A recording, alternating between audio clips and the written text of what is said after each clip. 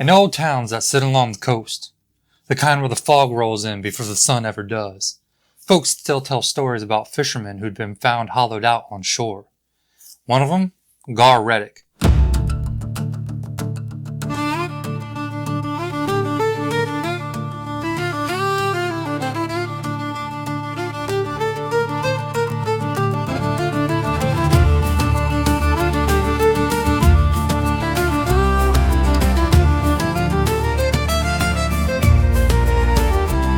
In the harbor's cradle, still water sleeps, a husk of foam where the ocean weeps. Ropes spray and whisper old stories untold. The man with scarred hands, his heart turned cold. Still water goes, they rise from human shells to fog-drenched skies. Insect wings on where silence fell, born of the tide. They cast their shell. Wasn't the talkative type. He's a big fella, broad-shouldered, beard full of salt. Never wore a shirt no matter how cold it got. Spent so many nights on his boat that the tide rocked him to sleep more than any bed ever did. His boat wasn't fancy, just well kept, patched up in all the right places, boards rubbed smooth from years of use. You could look at it and tell he put his whole life's worth of work keeping it afloat. Fog was hanging low and heavy, like a blanket dipped in seawater, the day Gar's soul was offered to the sea. The water was still, a calm that's not peaceful. It was just off. He hauled in one of his nets, leaned into the ropes, muscles working, repeating the same job every day for years. And he jerked back a bit and dropped his net. Something that cut across his chest, sharp and fast, like he had scraped himself on a barnacle or a piece of shell that stuck in the net. It wasn't much more than a thin line of blood, so he wiped it with his hand and he kept on. But that sting didn't settle. Matter of fact, it deepened. As the morning went on, that spot started to feel warm. Not infection warm, more like something was pushing under the skin, irritating it. He sat down on the deck, pressed into it, and it pressed back against his palm. He didn't panic. Men like him don't. But he kept rubbing at it like he was trying to convince himself it wasn't real. Nobody saw him come back to shore that night. He stayed out there alone, rocking with the tide, listening to whatever was going on inside him. The cut had swollen into a raised ridge. The skin around it looked tight and pale. When in town, he twisted to grab something. Folks said they heard a faint crackling like dry paper. Garr went out into the sea, trying to ease it with cold waves or salt, anything that might have helped. But the heat inside him just kept spreading, moving slow and sure like it knew where it was going. He'd stand near the bow of his boat for hours without moving, breathing in these uneven little jerks like his body had forgotten how to work all at once. Shoulders started sitting higher, stiff like something was building under his skin. His rope scars thickened, cracked, turning into raised lines. And those who saw him from the shore said his back began to look layered. Pale spots, muscles sitting not quite right inside him. He looked like he was carrying something. Not on him, but in him. Something pressing up, trying to make room. And the fog rolled in thicker than usual that night. His boat drifted back towards the beach on its own. No lantern, no sound. Just slid into the shallows like it was empty. And what folks found next morning, standing in the shallow tides, wasn't Garr. Not no more. It looked like him. Same height, same build, same sandy hair and salt bleached beard. But the body was hollow.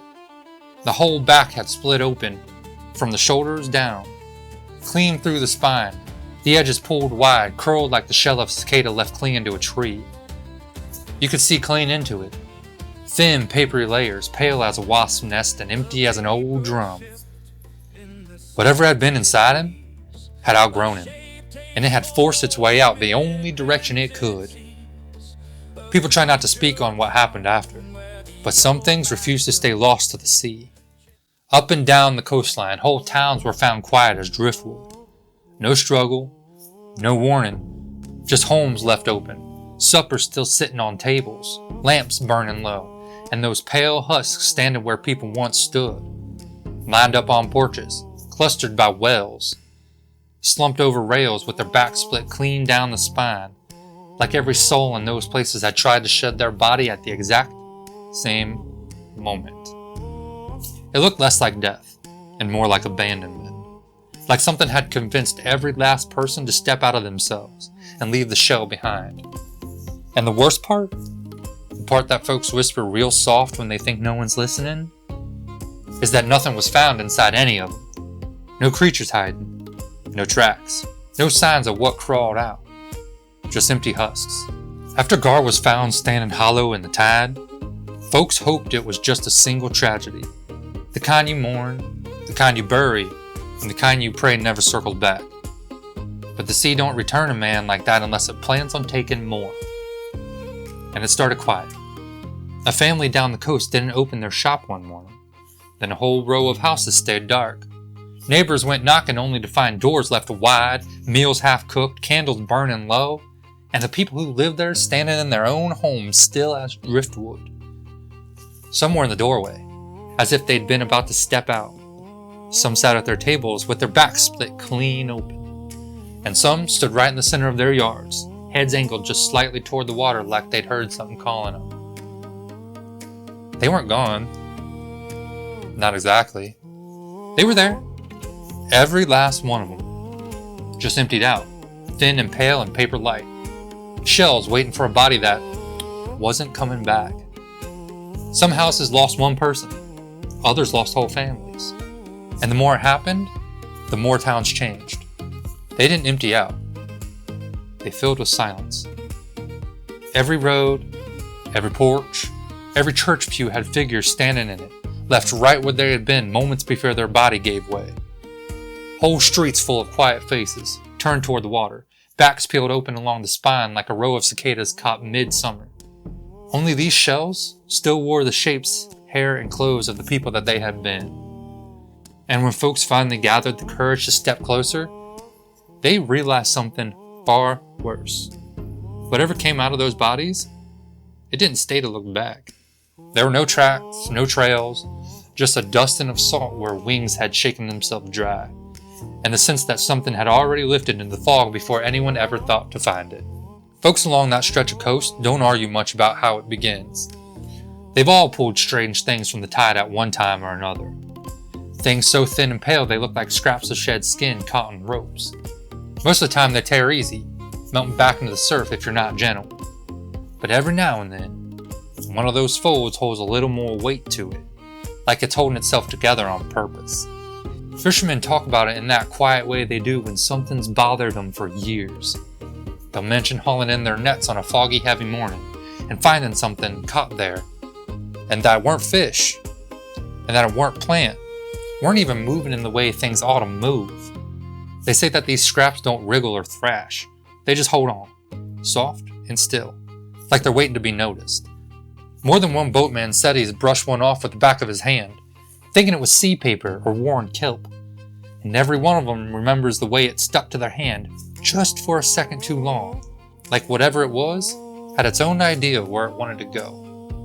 And sometimes, they'll talk about hauling in nets and feeling a snag on their skin, a strange sharp drag like a thin hook catching on them, just a quick sting across the chest or an arm, maybe a chipped shell or a broken bottle caught in the mesh.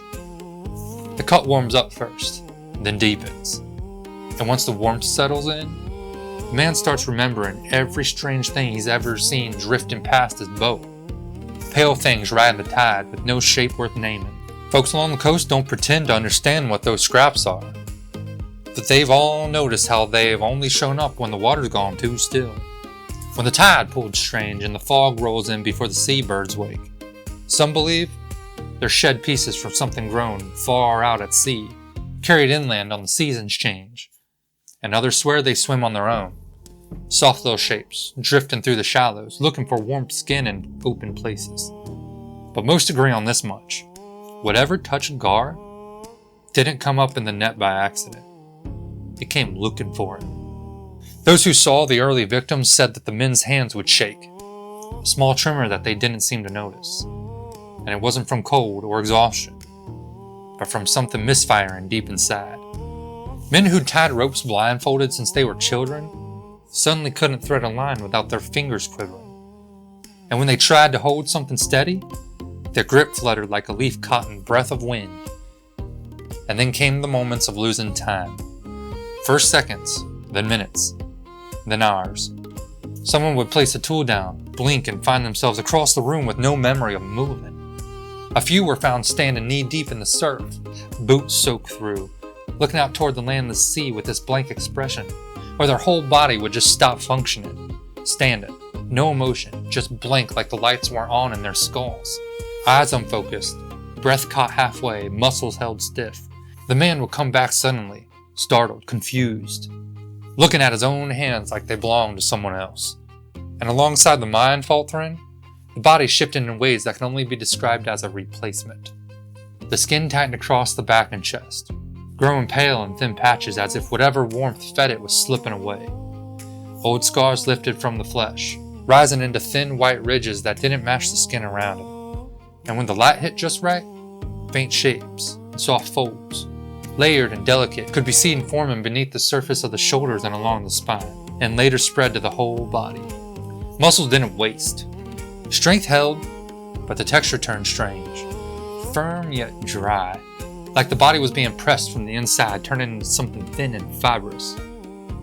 Movements grew stiff, not from pain, but from the body reshaping itself, piece by piece, into something that didn't need flexibility no more. Memory worsened. Names slipped. Faces blurred. A man could stand in his own home and not recognize the room for a moment. And a moment that stretched on far too long. And with each slip, their fear shifted. It wasn't gone. It was just dimmed. Replaced by a hollow tiredness as their thoughts scattered like sand under the tide they couldn't fight. But even then, even when confusion took hold, they were still present enough to feel the wrongness. They knew something inside them was growing. It wasn't until the very end, hours, sometimes maybe minutes before emergence, that the mind finally let go. Not peacefully and not willingly.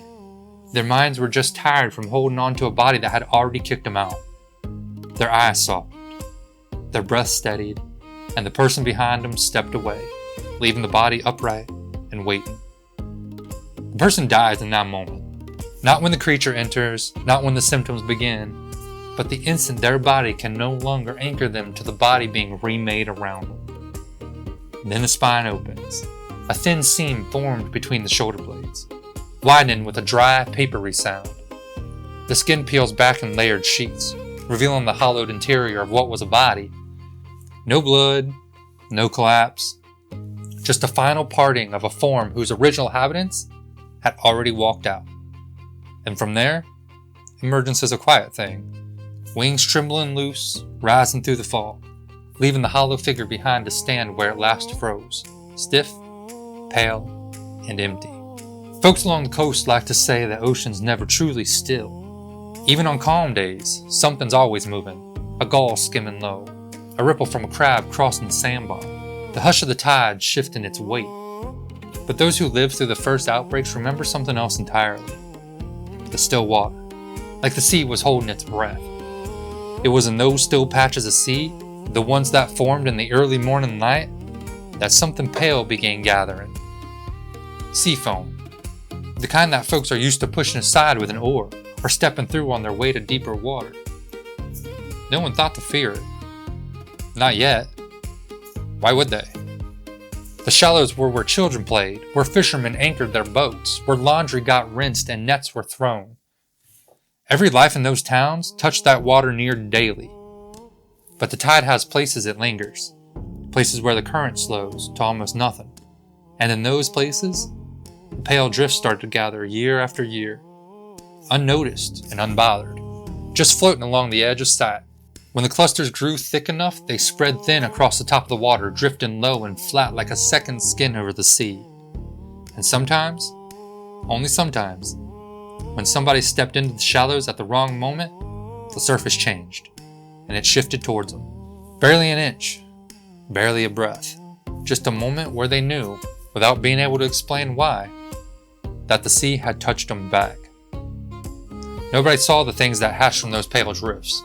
They were too small and too thin, and too good at looking like the water they floated in. And the horror wasn't in their shape or size. It was in the fact that they didn't need to come find you. You found them, just by living your life as you always had. You cast a net, wade out and waist deep, wash your arms, walk the flats at dawn with your feet in the tide. The waters didn't have to reach for you. You were reaching into it. And whatever lay quiet beneath that pale film rose the tiniest bit, just enough to find skin. And that was all it needed.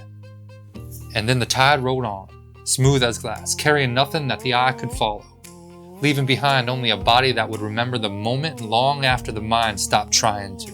The first real understanding of the creature didn't come from the husk standing on shore or the pale scraps found drifting in nets. It came from what the sea left behind on the calmest mornings. Those strange patches of foam that didn't break when the tide rolled over them. Nobody thought to look closer. Not until someone finally scooped a handful into a jar and held it up to the light and saw that each bead of that foam had a shape to it. A tiny, perfect oval with something curled inside, folded tight around a dark, glossy filament. Only then did the creature earn its name, Exuvia marinus, for the husk it leaves behind and the sea that carries it. But the sea townsfolk came to calling them molt flies, and the flies began as eggs that looked like nothing more than a thin raft of sea foam, light, clustered, and drifting wherever the water goes quiet. Each bead holds a coiled larva.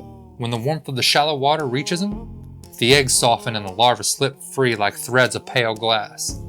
They aren't strong swimmers, but they can move.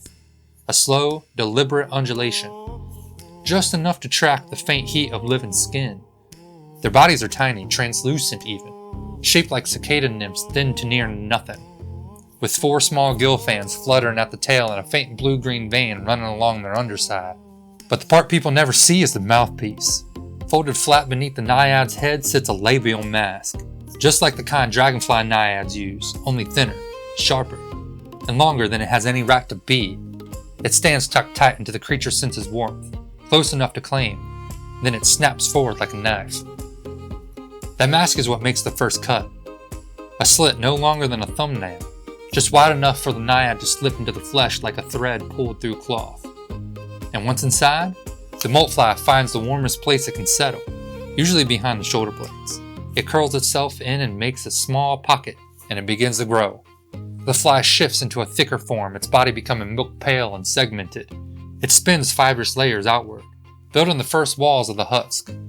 These layers spread through the back and chest, dry as hornet's paper, thin as birch bark, anchored to bone and muscle. The host body is reshaped around its construction, becoming the chamber that will hold the next stage. As the structure widens, the naiad slowly grows into its adult stage, a still, ghost-colored shape with wings folded tight along its sides. And the wings aren't ready for air yet. They lie veined and limp, drinking minerals and warmth from the host until they stiffen and become the final skin the fly needs to free itself from. The adult form is long and slender, covered in a pale, salt-blasted exoskeleton that carries fog light like a wet driftwood. Its wings are thin as parchment, veined like dried seaweed, shimmering in dull iridescence. Its legs end in fine hooks, meant not for clinging to bark, but for bracing against the inner walls of its host.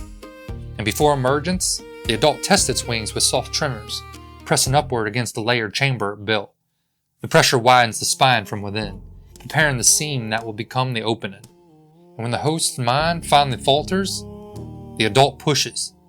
It raises through the back in a slow, practiced motion, unfolding from the hollow body like a cicada stepping free of its summer husk. The wings stiffen the moment they touch air. The adult pauses just long enough to shiver off the last clinging fibers. Then it lifts itself into the fog. Freedom is only a handful of heartbeats long before the wind takes it seaward, where it will mate over the calm surface and lay its eggs in floating sheets of pale foam. The same foam children push through at low tide. The same foam folks have kicked aside for generations, never knowing it was alive. Once their purpose is spent, the adults enter a final reaction with the seawater. Their forms dissolving, collapsing into the same pale foam that will carry the next brood. The cycle doesn't hide in darkness. It hides in plain sight, in the quiet water, in the foam around your ankles, in the pale drift we've always walked through without seeing. And for all the strange things that this creature does, the way it begins inside a person is the part nobody forgets. The moment the moltfly naiad slips past the skin, the body reacts like it's been struck from the inside. The first sting isn't just an opening, it's a cascade. The larva lets out a rush of enzymes that pull salt and strength from the nearest tissues faster than the body can make sense of what's happening. That's why the tremors show so early. The nerves fire wrong, muscles twitch without order. The whole system stumbles like missing the last step on a flight of stairs in the dark. And while that's happening on the surface, the creature's moving deeper. The naiad doesn't stay near the wound. It burrows, pushing through warm tissue with a slow, steady drive, using its segmented body to inch toward the back where the heat and blood run richest. Every bit of that path is carved with purpose. Each curl of its body, each small flex taking it further inward. And once it finds its place, the feeding starts in earnest. The enzymes the larva releases don't dissolve. They reshape. They take the nutrients and minerals stolen in those first moments and bind them into new fibers, thin and pale, spreading outward from the creature like roots from a seed. And bit by bit, muscle flattens and dries, turning into the same layered paper that forms a husk. The skin stretches over structures it was never meant to hold. Every faint crackle under the surface is another sheet forming. And the whole time, the nervous system is fighting a losing battle. The salt that keeps thoughts sharp, keeps moving smooth, is all being pulled away. That's why memory slips, and why a man can find himself standing somewhere he'd swear he'd never walked to. The creature isn't just changing the body, it's crowding out the person who lived there. And by the time the larva molts into its adult form, the host is already half changed, retreating, piece by piece. And the adult anchors itself deeper, hooked into bone, pulling the last strength from the surrounding tissue as it builds the chamber it needs. What was once muscle becomes walls, and what was once warmth becomes fuel. Every part of the body gets repurposed into something that can hold the adult until it's ready to rise. And when that adult is finally formed, long, pale wings pressed tight like folded parchment, the host is only a few steps away to the end.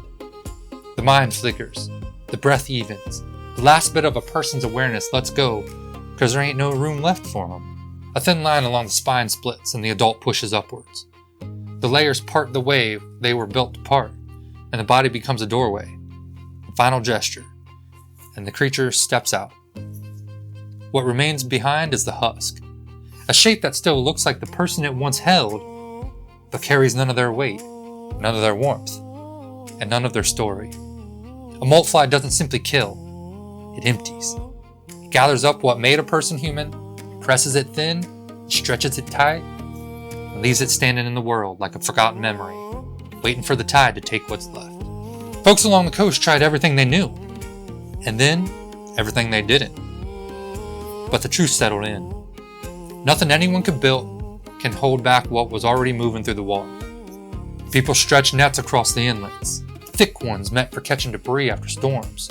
They sank post deep into the sand, tied rope after rope, wove barriers tight as they could make them. But the foam slipped through those fibers, like breath through fingers. Even when the nets caught a patch, it would just cling there a while, and then slip straight through as if it knew how to loosen those knots. They tried chemicals, liquids that strip barnacles and rust, powders meant to break down kelp, things the old fishermen refused to even touch. Folks watched the water turn cloudy, watched the foam sink under, and watched the surface go still like maybe, just maybe, they'd found something that worked. But the sea cleared and the foam rose again, and whatever lived inside it looked untouched, like the water itself was shielding it. People tried building walls, driftwood fences, stone breakwaters, anything that could push the tide back.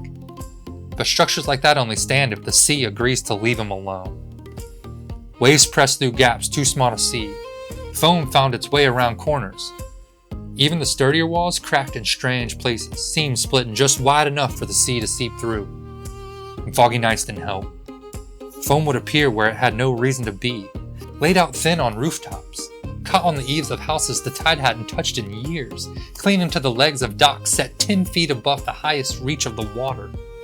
Folks wiped it away with gloves, swearing it must have blown in on the wind. But there had been no wind. Not that night, and not for days. People kept trying, because trying is easier than admitting the truth. You can burn a boat, and you can close a harbor. You can line the whole coast with steel, nets, and warnings carved deep into wood signs. But the foam still gathers in the places the water goes quiet, and the water always finds a place to go quiet. No matter what folks built, the sea keeps its own pace. No matter what they block, it finds a seam. No matter what they pour into it, the calm returns. And with it, that pale drift floating across the surface. The coastline looks the same as it always did. The same rocks, the same tide pools, the same gulls sweeping low across the breakers. But if you stand there long enough, you start to notice how the stillness isn't natural anymore. How the silence feels watchful. How every barrier looks like a confession. And every attempt to stop the foam is a reminder that the sea doesn't answer to no human hands.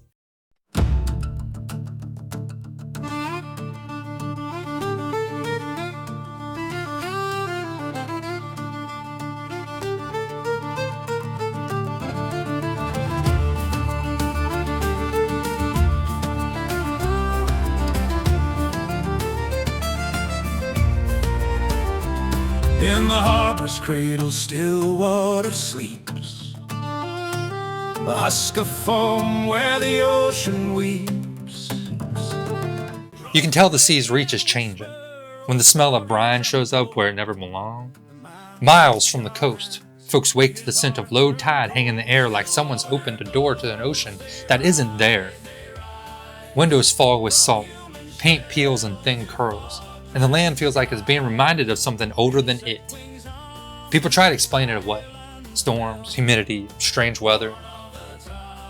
But you see their eyes drift towards their gutters, their roof lines, places where water pools where it shouldn't. Because sometimes, there's foam there. A thin, pale layer sitting in the corner of a dry porch, gathering on the lip of a windowsill, resting on a barn roof after a night without rain. You brush it with your boot and it doesn't break. It just holds its shape, soft and stubborn. Like the sea left it behind to see who would notice. And the creatures? Those adults that rose out of split backs and hollowed bodies? They turn up deeper inland now. Quiet shapes perched on power poles.